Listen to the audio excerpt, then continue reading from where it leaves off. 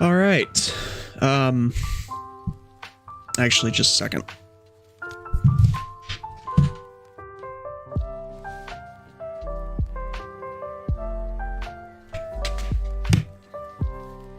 All right, that's better. All right, hello world. This is Taylor with American Filament.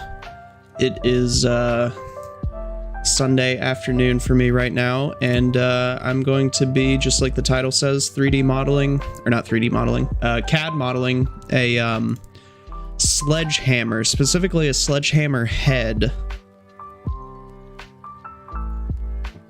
So this is going to be for a little science experiment we're going to be running in the next week. Should be next week.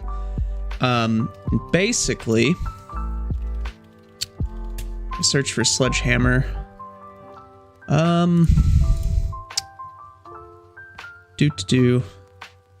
So I'm gonna have to find it again. I'm gonna hide my screen real quick. And there we go. I'm gonna log into my printables account here on my browser so I can find the file I'm looking for.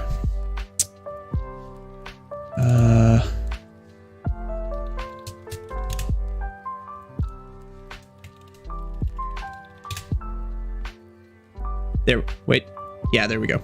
Okay, so should be able to go to downloaded models. There it is. All right, here we go. So this is what we're working with. So I need a sledgehammer head, specifically the head. I'm going to be 3D printing it.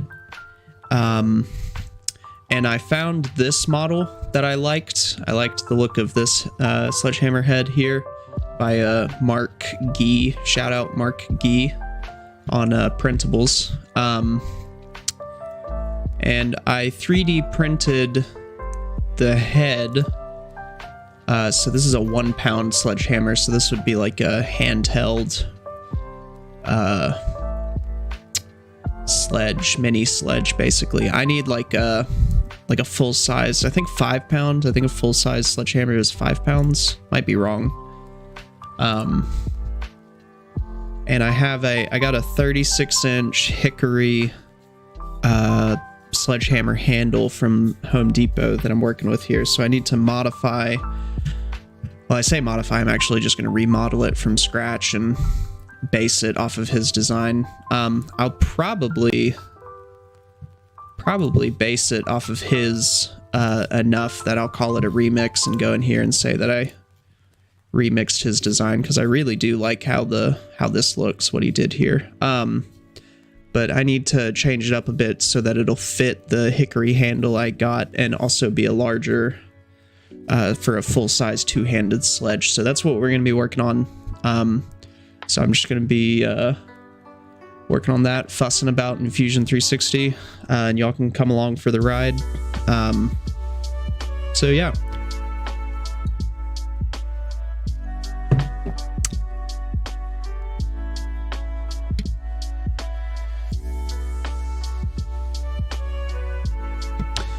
All right, so I got Fusion pulled up here in my sledgehammer project. I'm going to go ahead and call this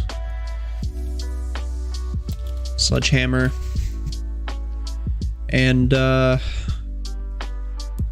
going to go ahead and model the... Yeah, I'm just going to go straight in and go ahead and model the sledgehammer head, and then go from there. Not going to worry about lining up the dimensions too much straight out of the gate. 50 by 50, extrude this, and I do have the 3D printed sledgehammer head in front of me that I'm getting these measurements from. It's the model by Mark Gee that I just showed on printables. 130. All right. Looking at this reminds me of that one episode of SpongeBob, where it's like SpongeBob and Squidward are in art school or like at an art museum, and they're trying to do the marble sculpting, and Squidward's like struggling with it or whatever, and SpongeBob just goes up to the big old block of marble and taps it a single time with the hammer and chisel, and just instantly it crumbles away into Michelangelo. Anyway, how do I want to do this?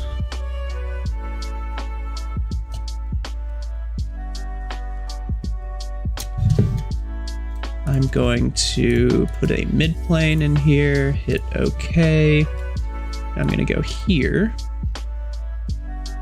project this so I can see it a little better,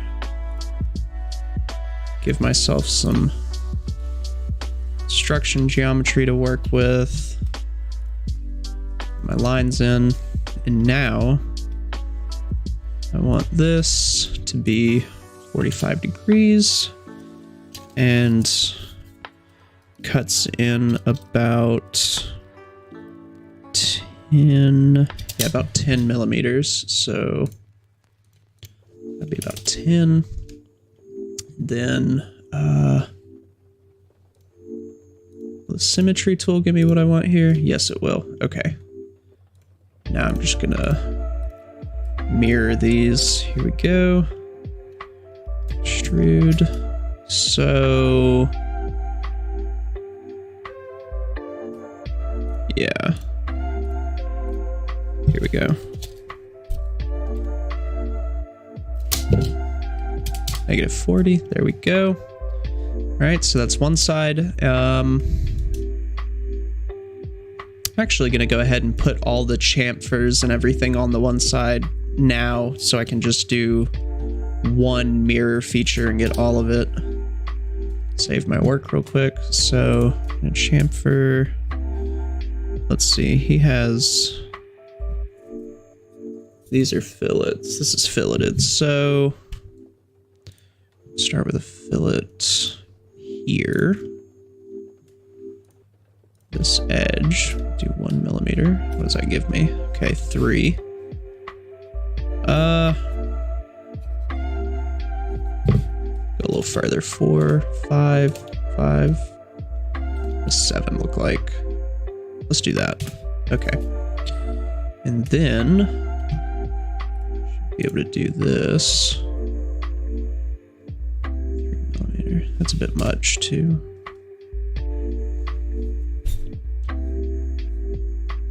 It looks a little weird. I'm gonna change this to 5.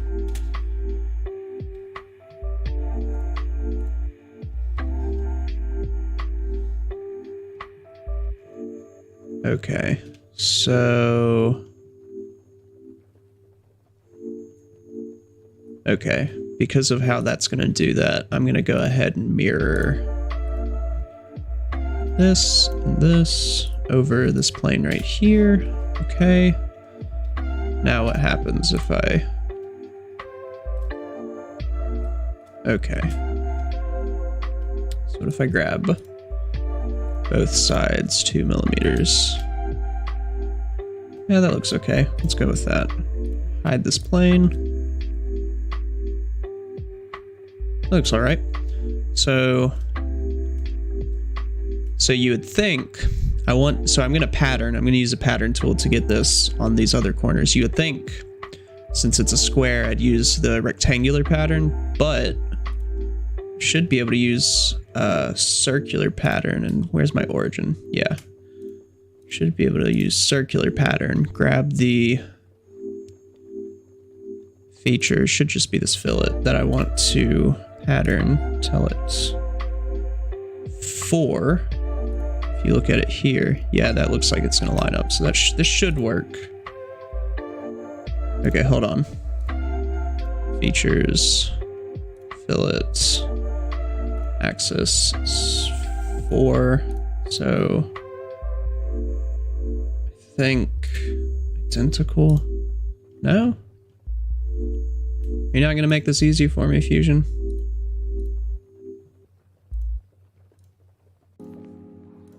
Optimized.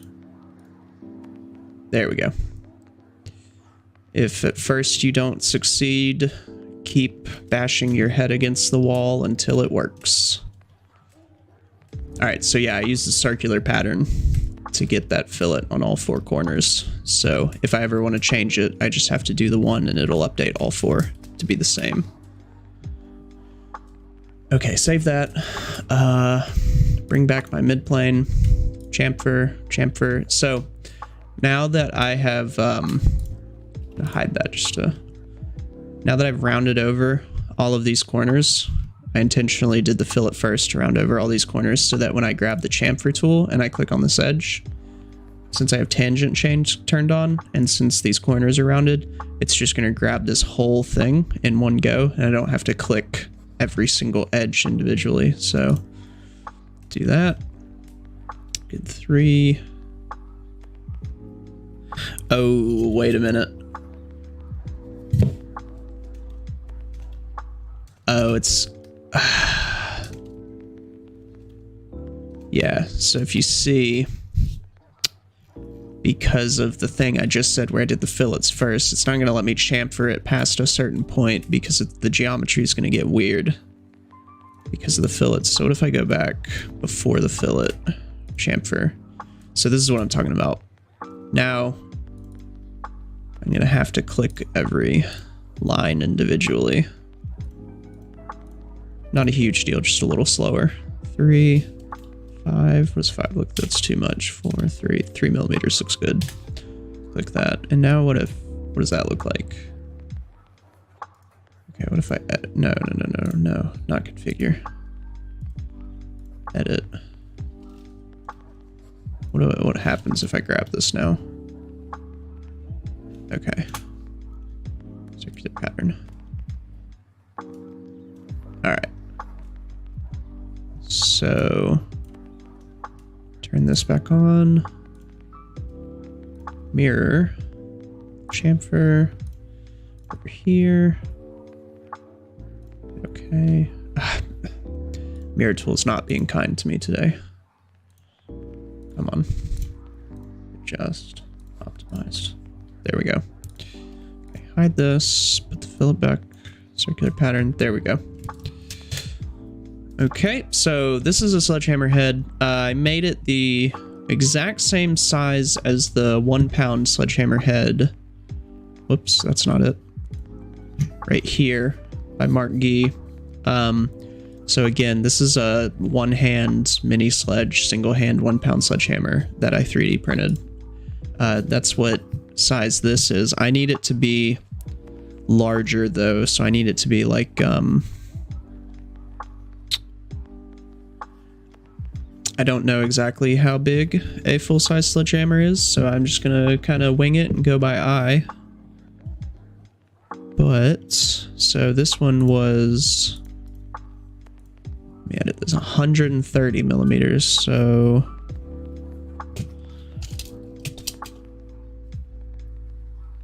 yeah, I'm gonna do at least 200. And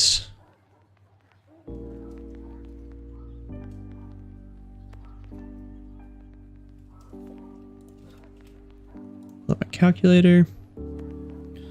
So 200 divided by 3 would be 66.7. So what happens if I make this -60? That looks kind of weird. Let me undo this. What length is this, right? Or, what length is this? 46. Okay, so -80. All right, what are you now? 36. So -75. It looks kind of weird.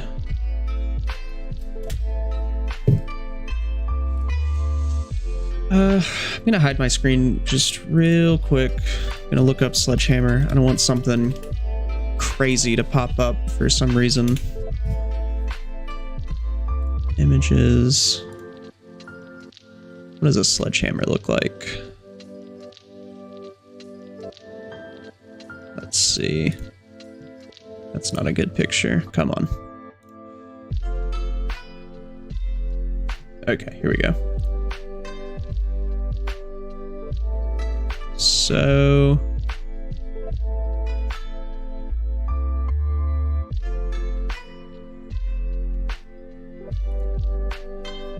did I just make it too long?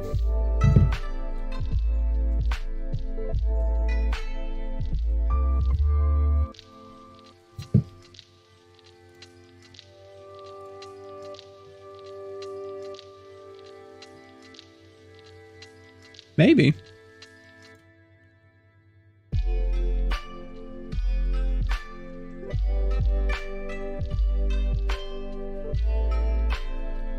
Okay, so maybe 200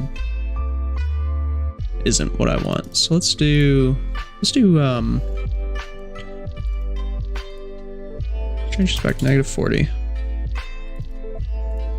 Let's do 150, make it a little bit longer. Yeah, okay, that's good. And I'll leave that how it is. Instead, I'm just gonna go bigger, so 60. Actually, just gonna delete that and make these equal, because it's gonna be a square. So now it's just fatter.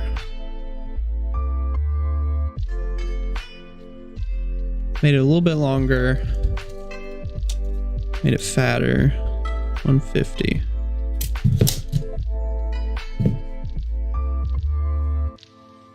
The middle should be equal to the ends and make it taller.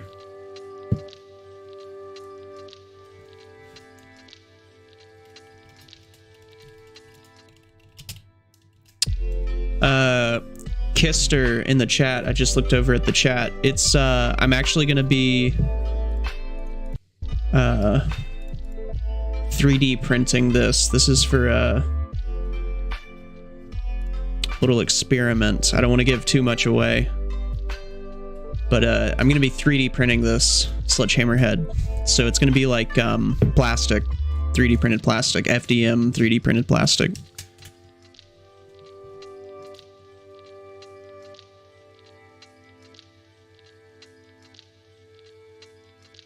Middle should be equal to the ends in length.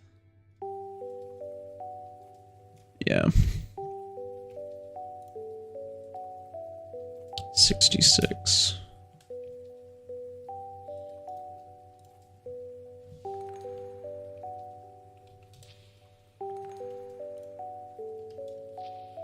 That looks nice. That looks nice. I'm gonna go with this. See where this gets me. Okay, well, that was pretty easy. Now I'm just going to add the hole for the handle. So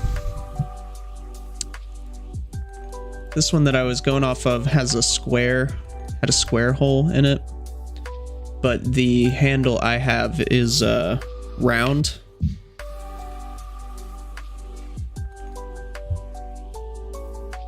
So, I mean, this is essentially an oval.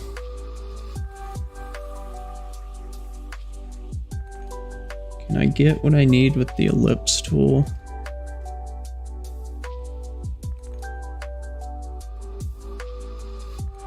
Maybe.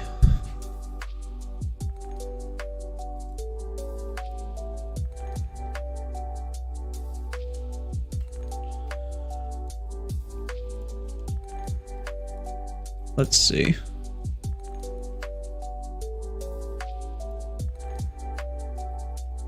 Yes, yeah, this should be able to give me what I want. Okay. Some points on either end. Oh, it already gave it a construction line. I didn't need to do that. Whatever. Anyway, so this handle is...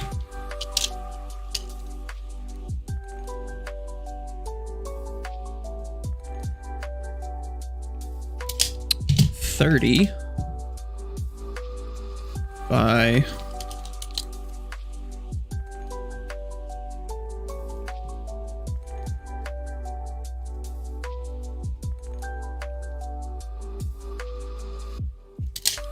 gonna say 22. Actually gonna do 22.5. I should be able to extrude this through all. And let's see.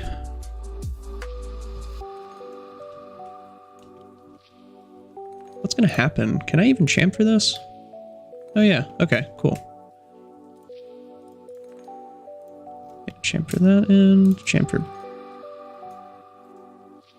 Actually, no. I want to chamfer the top less than the bottom. So up here, I'm going to do 1.5. That looks fine. And then on the bottom, I'm going to make it bigger, just so that the handle slides in easier.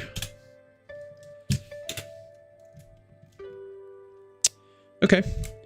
And then slap a construction plane on here. I'll go ahead and model the handle just for posterity. Will this give me a center point? No. That will though. Actually. Why did you not? There's some shenanigans going on. Come on, right here. Come on. Oh, no, wait, what? Ah, never mind. I'll just redraw the ellipse.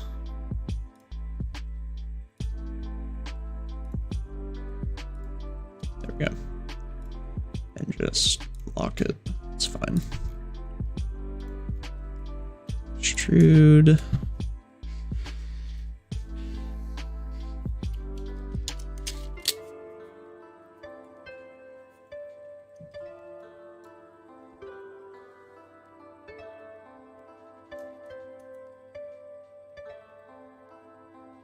-60.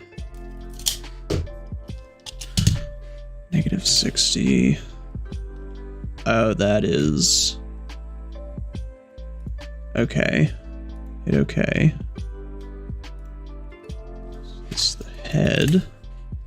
Then handle. Okay. Now I need to...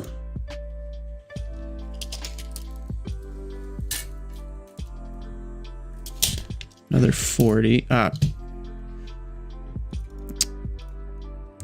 40. And then draw, turn this, project you. That's a lot of points. Let's see, another ellipse right here.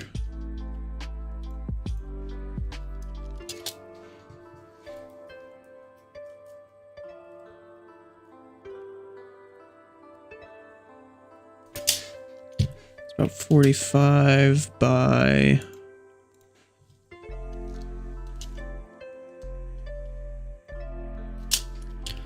30's close enough. Doesn't need to be perfect. Okay, finish that. And then loft. Okay, and then extrude this. Should be 36 inches.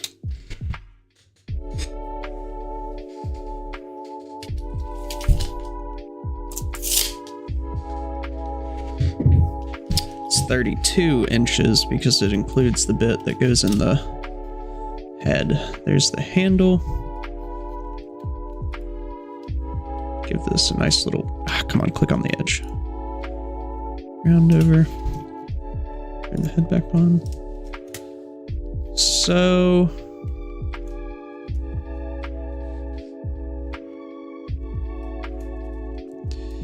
usually the way sledgehammers work, when you place the head on the handle, this goes for axes as well, the little space right here for where the head goes onto the handle. They usually make it longer than they expect you to need for whatever head you're putting on. So like I modeled the handle as it is and I just started it from the top of the head. But in reality, when I go to install this, what's going to happen is I'm going to push it probably to about right there as far as it'll go. And then you just cut off the excess flush or leave it. Sometimes you can leave it. Doesn't really matter. But this is what I'm going to end up with.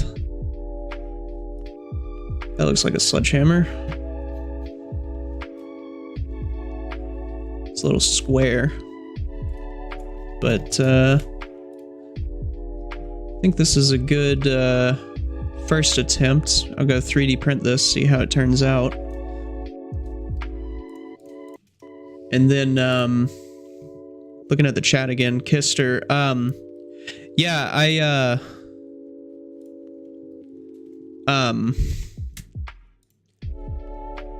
was considering filling it with either sand or, BBs, like for a BB gun. I'm probably just going to, when I drag it into my slicer software and I go to slice it, it'll be able to tell me how much weight filament it's going to use to print. And so that'll give me a pretty good idea of how much the actual part's going to weigh. I think ideally 5 pounds would be good. I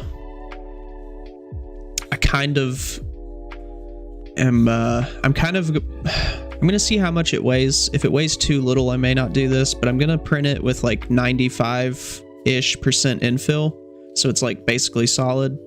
See how much that weighs. And I'm going to see if, I'm going to see what I get with just that, just a straight 3D printed sledgehammer head without filling it with any extra weight. But I don't know. We'll see how it goes. That didn't take me too long. This one's just gonna be a little quick one, quick little stream. Just knocking out this little sledgehammer. I'm gonna go 3D print this, see how it goes, and then there will be a video up on the channel either end of next week by Friday maybe, or the week after,